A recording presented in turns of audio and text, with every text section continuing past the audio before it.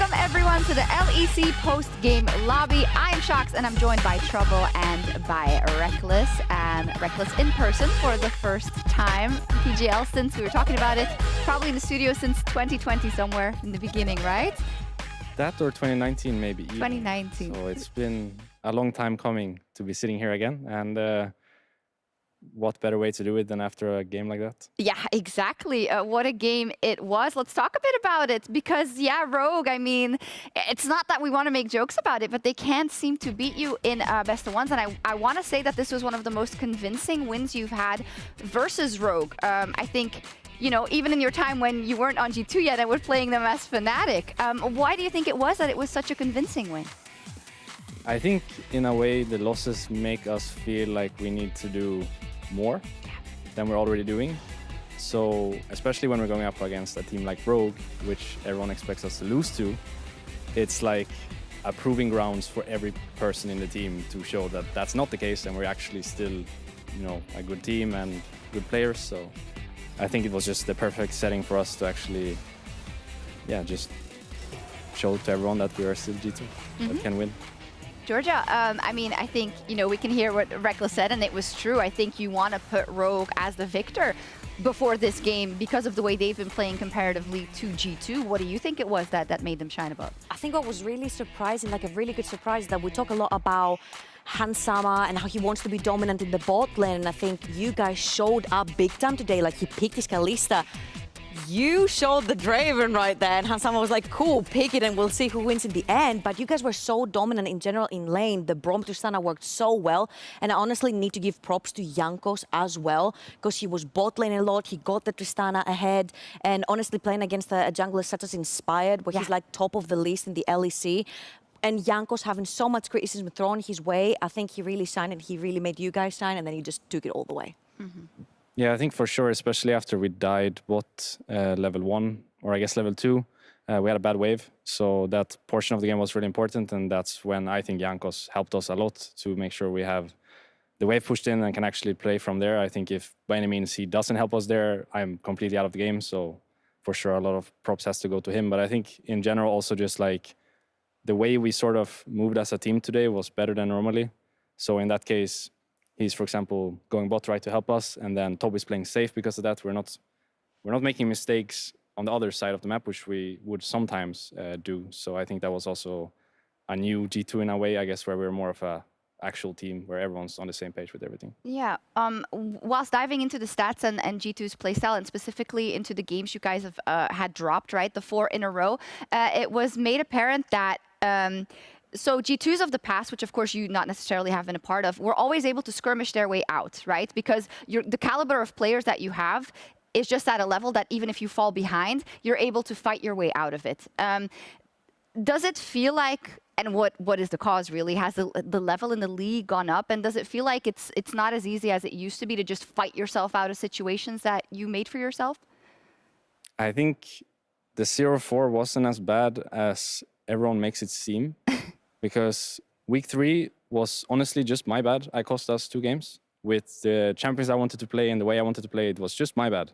And then in week 4, we actually had a really good game against Misfits, but we ended up losing. And then everyone thought that we don't offer anything anymore. But actually, we were supposed to win that game. And sure, maybe the Excel game, we actually lost and they actually were just a better team. But I think it wasn't as clear-cut as 4 games where we are showing our best selves and we're actually losing. It was more like 3 of them were not even playable in the first place, and the last one we actually should have won. So I don't think it was as catastrophic as people made it seem. And yeah, I don't think it's like that big of a deal that this happened. If anything, actually, I'm kind of happy that it happened, because I think when we're losing, or when you are losing, it can be for everyone, then you're more likely to unify as a team on how you want to play, what you want to play. When you're winning, it's not something you maybe even talk about, because you kind of just take it for granted that you're going to be winning, or you don't even think about anymore why you're winning, you're just winning. So in a way, I'm kind of happy that it happened, because I know now that we are a better team than if we would have just won all the games. And I want to specifically bring up your previous game versus Rogue, because I feel this is where you signed individual, like every single one of you.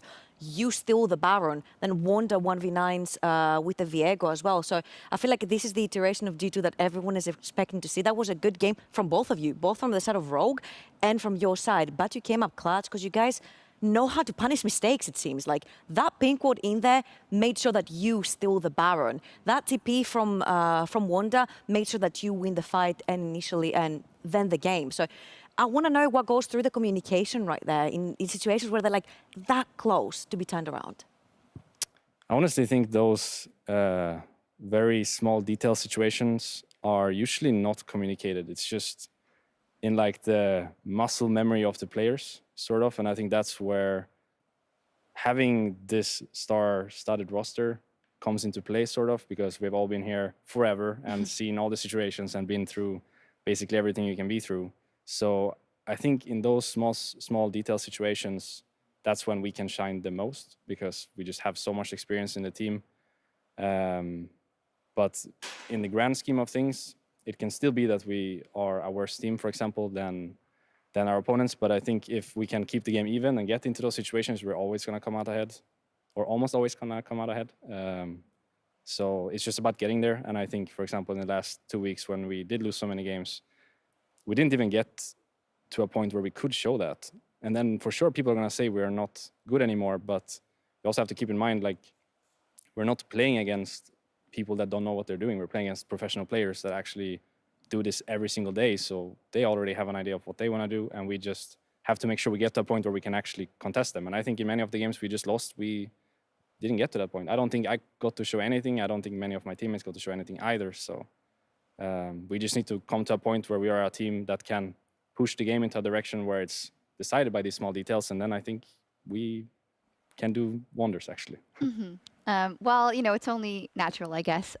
We need to find a story somewhere, Rekkles. So if you lose 4 games in a row, then, you know, we do monologue, and then that's that. It's good for branding. Yeah. That, you guys hype us up when we're losing. So. Exactly. So let's talk about the Kia player of the game. It was Rekkles, no surprises there. 67% of the votes, and you hit your 2,000th kill in LEC history. In fact, you went over by 7. There is no current LEC player that even comes close to that. I know, you know, little things like that don't necessarily make a career, but it did make me realize for a second, you've been here for so long and you are still, you know, performing at such a high level that now in a game versus the first place team, you can pop off so much. That's got to feel good. Yeah, I think I still got it after all these years. And I don't see a reason why I'll be slowing down anytime soon. I know a lot of people want to see me fail, but I also think that's like kind of good for me. Sort of what I mentioned earlier as well. Like, it's kind of good that you guys are hyping us up when we're losing, just as how it's kind of good that people want to see me fail, because that's just like, that wants me, like, that makes me want to destroy everything. So I guess just keep it coming and I'll be here for They hate the next you couple because years. Trouble? I just want to take it from the part where like you're a veteran in the scene right now, and there's so many rookies like me watching closely the ERL scene, the EU Masters. These guys are super young, they're hungry, they're fired up. They're coming for your spot. So do you see the comparison there, and do you feel the pressure to have to perform better than a rookie that comes in and might outperform you? For sure. I was even telling, I'm not sure if I should say this. I will just say it anyways. I was telling Grabs when we were losing a lot of games that if by any means he would think that we'd be better off without me, sure thing. I did the same thing in Fnatic before, where if by any means the team would be better off without me, I think they should go for that, because I've been in their shoes. The players that come in, they have this extreme hunger that perhaps I don't have anymore. I might just work smarter, maybe not harder, so to speak. But in the end, it's all about winning. So for sure, I respect the people that could be coming up, but if by any means they could increase our chance of winning, I wouldn't mind taking a step aside. Just as how I think if I would increase our chances of winning, we should keep me in the team. It's just about getting as many wins on the board as possible, as many titles as possible, because when you're finished with your career, I'm sure you're going to regret it if you didn't win that one split or that one Worlds, hopefully at some point. Yeah, I just want to get in for a second. And would the Rekkles of 3 years ago have said that as easily? I guess 3 years ago, yes, because that's the season I did bench myself. Oh, right. That was for- really bad. Okay, with the Yeah. Rekkles of 2 years ago. 4 years ago, probably not. 3 Yeah. years ago, yes. I think over time I have grown to just realize that there's a bigger cause here than my own success, so to speak. Like, I'd love to be a part of a team that's winning, but if I would have hired, like, if my team would reach higher without me, I would also love to sit on the sidelines and just do whatever I can from there. So I think that came with time. In the beginning, maybe I would have been more keen to just play anyways, but I just want to see my teammates win and myself, if possible. Yeah, awesome. Trouble, did you have a follow-up? I'm with going to Rekkles? grab that 3 years ago Yeah. and I'm going to dig a little bit deeper. There's a lot of criticism when you don't feel comfortable with the meta, the Garen Yumis, the Karma in the bot lane, does Rekkles need his Janna fix comment in the battle as well. And a lot of times it's also the Jhin. Is the Jhin sort of a defensive mechanism when you don't feel comfortable either in a particular game, in a team scenario, in a meta? I think before it was. In spring, I actually thought it was good. And this game, I picked it in summer. It was bad for sure. And I don't think it was a defensive mechanism. It was more like we thought it would be the best pick this game because we had a full dive comp. We had Rumble and Nocturne. So then Jhin is like an old school champion you play with that comp. Sort of, I think it used to be Rumble GP and Jhin together. But now Nocturne is meta. So that kind of takes GP's place. So I don't think it was necessarily like something I wanted to play because I didn't know what else to play. But for sure in the past I had champions which I would just default to. I guess I still kind of do have that now, but not as much anymore. I think, for example, I had that a bit with Sivir in spring. A bit. Yeah. And in previous years I had that with Jhin for sure. And I completely agree with all the criticism that comes my way in terms of actually having certain champion pool issues. But I also think sometimes it's like really too much. I don't know this English word, but over-exaggerated, I think it's... Exaggerated, yeah. I think sometimes it's this word Oh, yeah. where people just think I can't play a single champion in the game anymore, when in reality it's like I'm pretty good at like almost everything, and I've played almost everything throughout my career, so sometimes people... You can turn just around and say, need to I brought the chill, Garen Yumi but- meta as well. So, like, you know... But again, it's going back to what I said earlier, like as soon as people say this, I'm just like, okay, fine. I'll play Tristana on stage and I'll show you. Yeah, I looked it up specifically because I remember when we had the online PGL, you were saying, yeah, I know, I just played Tristana again. And then you played Tristana. And then I went to look it up because you play like Varus, Trist, Jhin, Jinx, even, I believe, Kai'Sa. Yeah. Like, you play different champions all the time. But, you know, if you play the Sivir, it's going to be you only play Sivir. Yeah. Rekkles. Looking I forward know to that that you comment. used to, like, on social media, you would, like, unfollow everyone and try not to look at it. Do you look at it more now? Because in G2, they kind of have this whole persona where it's built on a lot of the memes that are online. So I don't look at it unless I have to. Okay. But I have to do that more now in G2, which I think is anyways a good thing, because a big portion of doing this thing is, how do you say, social media and branding and streaming and all those things. So I think it's good that I'm learning this slowly and getting better at it, because it's maybe something I will have to do after my career, or maybe something that's even good to do right now. So I think the way G2 does things in that regard is like really good and something I should learn from for sure.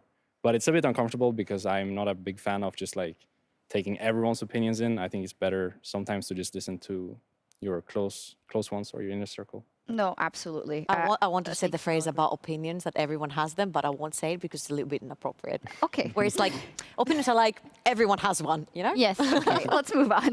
But yeah, I think we all feel that. But you know, we like seeing Rekkles on social media as well. So. Give or take. So let's take a look at the standings then, because G2 have now gone 2-0. The stories of their demise were greatly overblown as they set aside XL and Rogue this week. So Fnatic, they have only lost 1 out of their last 9 games and are now tied with Rogue in first. We had a big discussion about the standings and who out of the teams that are under the top 5 would make their run into the playoffs if it was tomorrow, Rekkles. Who do you think out of Astralis, Vitality, XL, Schalke, and SK? I feel like Vitality should be the team. Yeah, that's what should everyone be, says. but are they though? I think that's a great summary of their performance. But they should be. But it are might they? not be Vitality. Yeah. Okay, who's your second favorite? Astralis, I think. What happened? XL people, the hype train, come on. Yeah, I mean, they have to win. They went 0-2 I mean, they're this week. good, but when I when I see Astralis play already in spring, I think towards the end they were pretty good. I quite liked what they were doing. So. Ooh. Nobody's And like also talking about keep it. in mind there's 3 Swedes on this team, so I'm like really biased. He's really biased. Did you okay. see the back door? I did, yeah. Matty Faker. That was very impressive. My Swedish brother. Yep. That's what he's doing. There we go. All right, let's take a look at the Kia player of the game leaderboard. Humanoid is in first, Selfmade and Niski are following him. So as you guys know, ties are broken by percentage of votes, and Rekkles has snuck his way in there with 3 wins. One apart only from the rest. Niski has been, I think, getting a lot of praise as well. I think he's someone that often gets overlooked, especially last year in this team, Rekkles. But, you know, what have you found of him and Fnatic's performance so far? I think Niski is great. I am so happy that he's doing well. Especially after, I don't know if you guys followed this when I made the move to G2, and then at the same time there were rumors about Niski going into the team and me making that call. I'm so happy that he's proving himself. So was it rumors or was it? I mean, I vouch for him. Okay. I think Niski is great. I really wanted to play with him. I think he's such a fantastic person as well. Like, obviously, he's a good player. Everyone He's can see Belgian, that, so but- that's Yeah. why that is. But actually, as a person, whoever has met him probably knows that he's like super nice. So Can absolutely vouch. great addition to the team, and seems to be doing really well now, especially in summer with Bwipo in the jungle. I don't know if that's what's making the difference or not, but it just seems like they are such a team now. They kind of just never make like individual mistakes outside of the team plan, if that makes sense. They make a lot of individual mistakes while they're fighting together, but they never have someone doing something top while they're fighting bot at the same time. It's always together. And I Yeah, think that's- they're like a death ball, Yeah. kind of. Yeah. Let's check out the schedule for next Friday. And the reason I brought Niski up is because the match of the week, which I don't think is on day 1. No, it's on day 2. But the match of the week is G2 versus Fnatic that week. And then you play Vitality on day 1. Georgia, what do you think is going to happen in G2 versus Fnatic? I have Rekkles next to me. I don't know how much I'm This about. is your first I'm brew gonna test. say. You have No, to be right, completely okay. Better if you unbiased. say that they're gonna win, because then I'll be more hyped. See, I'm not the one jinxing, actually. Oh, wait, I did a Markun segment and they lost, no? Yes. Okay, maybe I'm jinxing. I just really like the way that Fnatic is playing recently. It feels like what Rekkles said, they just seem to be a team. They play all together. Whatever Bwipo chooses to do, whenever he pushes the red button, the whole of Fnatic will pile up and go with the same call without hesitation. And that's so important. I think this is what makes a team. The fact that when your shot caller says, we go, Fnatic goes. And I think this is huge. And that's probably what G2 is going to have to work around, because Bwipo is also very aggressive. And that can be heavily punished by caliber of players in G2 that are so quick to punish mistakes. They also have the best bot lane in the league, I think. So that's gonna be tough as well. Is it weird to see Upset in that jersey at all? Not anymore. In the beginning it was? was, but not anymore. I think he fits well there, and it seems like him and Hilly are doing yeah. really well together. So I'm really happy for Hilly. I don't know Upset that well, but I'm really happy for Hilly that he has someone that he likes playing with. I hope it's a great game, because I was a bit disappointed today by Rogue versus G2, I have to say. I wished it was a little bit closer, so I hope that this one really plays out next week. But that's going to be all from us here tonight. We went a bit over time, but I think nobody will blame us. Be sure to stay tuned, rather, for the LCS TSM versus Golden Guardians, and we're going to be back next Friday for more epic League of Legends, and we'll see you then. Bye. Ciao. Bye.